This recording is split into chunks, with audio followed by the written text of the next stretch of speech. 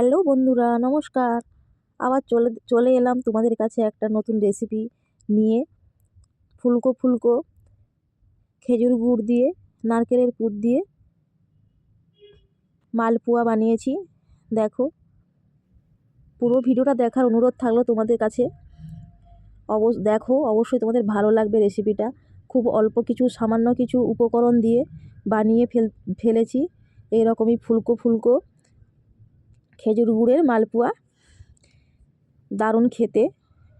দেখো, প্রথমে আমি 10 টাকার যে সুজির প্যাকেটগুলো হয়, ওই সুজির হাফ প্যাকেট আমি ভিজিয়েছি, মানে 50 গ্রাম দিয়ে ওই আধা কাপের সুজি আর আধা কাপের মতন ময়দা দিয়ে ভালো করে একটু প্রথমে মিশিয়ে নেব। তারপরে ওখানে আমি চিনি অ্যাড করব।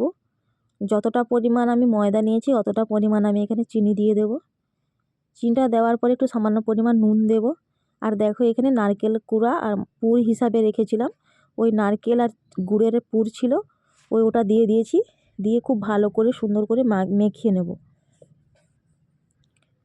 যেহেতু এখানে আমি খেজুর গুড় মালপোয়া করছি, তাই খেজুর গুড় এখানে দিয়ে দিয়েছি হাফ বাটির মতন।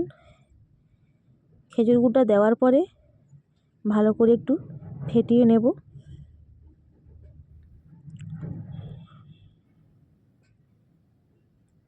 খুব সহজ, খুব ইজি একটি রেসিপি, সবাই বানাতে পারবে এরকমই।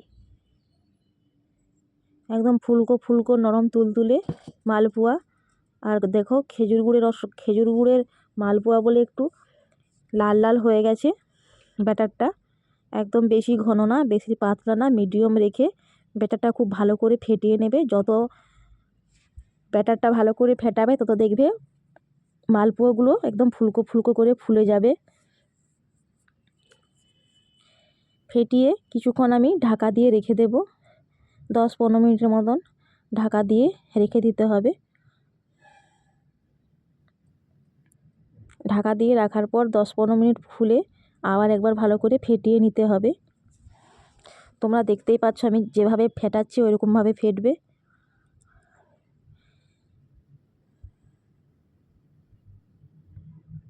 এরপর একটা কড়াইতে ভালো করে আমি তেল গরম করে নিয়েছি। দেখো, তেলটা অনেকটা দিয়েছি, দিয়ে একটা একটা করে ছাড়বো। আর নিজে নিজে ফুলকো ফুলকো হয়ে উপরের দিকে ভেসে উঠবে। তোমরা দেখতেই পাচ্ছ মালপোয়া পিঠেগুলো একদম ফুলকো ফুলকো করে ফুলে উঠেছে।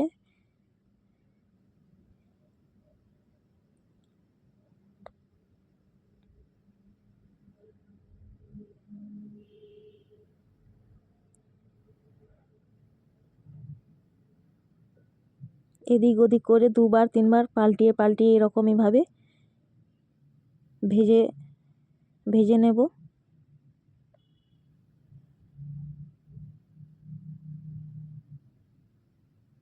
দেখো, মোটামুটি ভাজা হয়েছে। এইভাবে আমি বাকি মালপোয়াগুলো ভেজে নেব।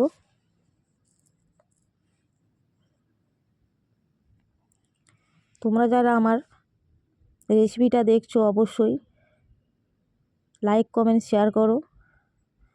আর যে বন্ধুরা নতুন আছো তারা অবশ্যই চ্যানেলটা সাবস্ক্রাইবার করে দিও, যাতে নতুন নতুন রেসিপি আমি তোমাদের কাছে শেয়ার করতে পারি। আর রেসিপি ছাড়ার সাথে সাথে তোমরা যাতে দেখতে পাও, নোটিফিকেশান পাও। দেখো কত সুন্দর গোল গোল হয়ে ফুলকো ফুলকো হয়ে ফুলছে মালপোয়াগুলো। সব মালপোয়াগুলো এরকমইভাবে ফুলে উঠবে। আর দেখবে মাঝখান থেকে কোনো কিছু থাকবে না, পুরো দুখুলের মতন ফুলে যাবে।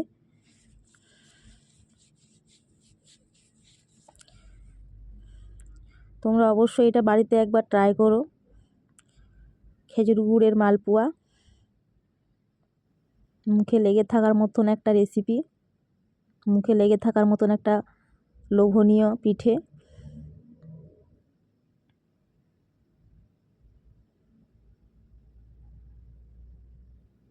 পিঠে অনেক সময় বানাতে গিয়ে পিঠে ফুলে না, চুপসে যায়।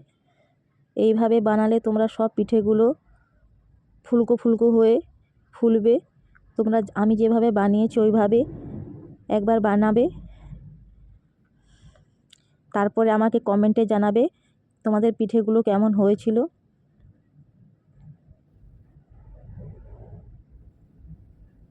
দেখো মোটামুটি সব পিঠেগুলো আমার ভাজা কমপ্লিট। এরপর আমি একটা প্লেটে করে তুলে নেব। দেখো কতটা দেখতে সুন্দর লাগছে পিঠেগুলো, আর খেতেও দুর্দান্ত হয়েছিল। একটার গায়ে 5-7টা করে খেয়ে নেবে, আর খাওয়ার পরে তো মুখে লেগেই থাকবে। দেখো কতটা নরম তুলতুলে হয়ে গেছে, পুরো লুচির মতন তলতল করছে, ভেতরে অতটা কোনো নেই। দেখো দেখো পুরো লুচির মতন দু খোল হয়ে গেছে, একদম নরম তুলতুলে, খেতে দারুণ। তোমার তো ভালো থেকো, সুস্থ থেকো, দেখা হবে পরের রেসিপিতে। টাটা।